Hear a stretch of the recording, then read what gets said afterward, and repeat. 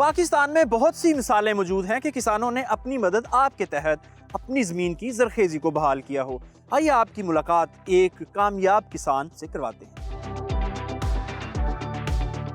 जी अस्सलाम वालेकुम, मेरा नाम सजाद अहमद है और मैं यहाँ पे एग्री फार्म मैनेजर के तौर पे काम कर रहा हूँ। हमारे फार्म का नाम रहीम मॉडल फार्म है और यहाँ पे हम रीजनरेटिव फार्मिंग कर रहे हैं। रीजनरेटिव फार्मिंग में ऐसा है कि हम अपनी बनाई हुई चीज़ें मोस्टली अपनी ज़मीन में इस्तेमाल कर रहे होते हैं, जिसमें बायोचार है, कंपोस्ट है, जो हम अपनी जितनी भी यहाँ की बाक़ियात होती हैं फसलों की हम उनसे तैयार करते हैं।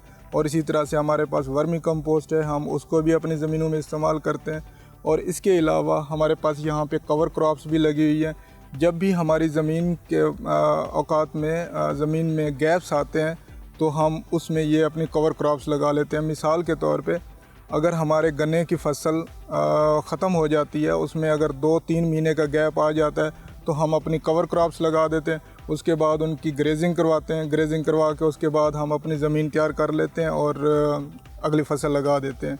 अब रीजनरेटिव में बात करें तो हमारी रीजनरेटिव में जो चीज़ें हम इस्तेमाल कर रहे हैं उसमें कंपोस्ट भी इस्तेमाल कर रहे हैं, वर्मी कंपोस्ट, बायोचार, ये हम सारी चीज़ें जब इस्तेमाल करते हैं तो उससे क्या होता है कि हमारी ज़मीन के अंदर जो बेनिफिशियल माइक्रोब्स हैं उनकी बढ़ोतरी होती है।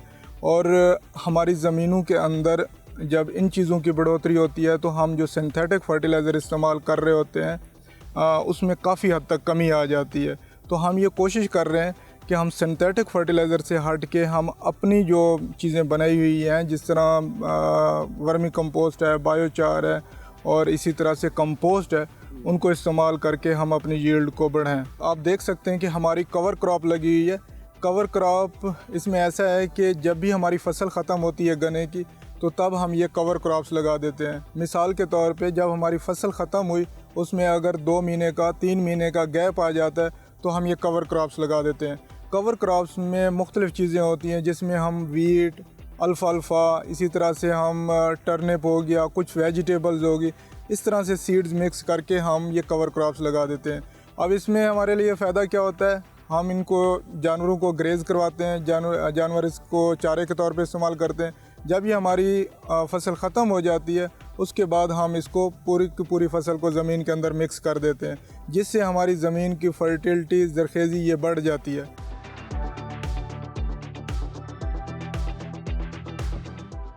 जी बिल्कुल, इसमें ऐसा है कि यहाँ पे हमारी ये ज़मीन पहले बिल्कुल बंजर थी, यहाँ पे टिब्बे टीले थे और प्योर सैंड थी, रेत थी। अब हमने इस ज़मीन को रीजनरेट किया है, इसको ट्रांसफार्म किया है हम अपनी चीज़ें ऐड करके। हमने इसमें कंपोस्ट ऐड की, हमने इसमें वर्मी कंपोस्ट और इसी तरह से हमारे पास जो बायोचार है हमने उसको इसमें ऐड किया। अब अल्हम्दुलिल्लाह हमारी ज़मीन जो है काफ़ी हद तक तब्दील हो गई है।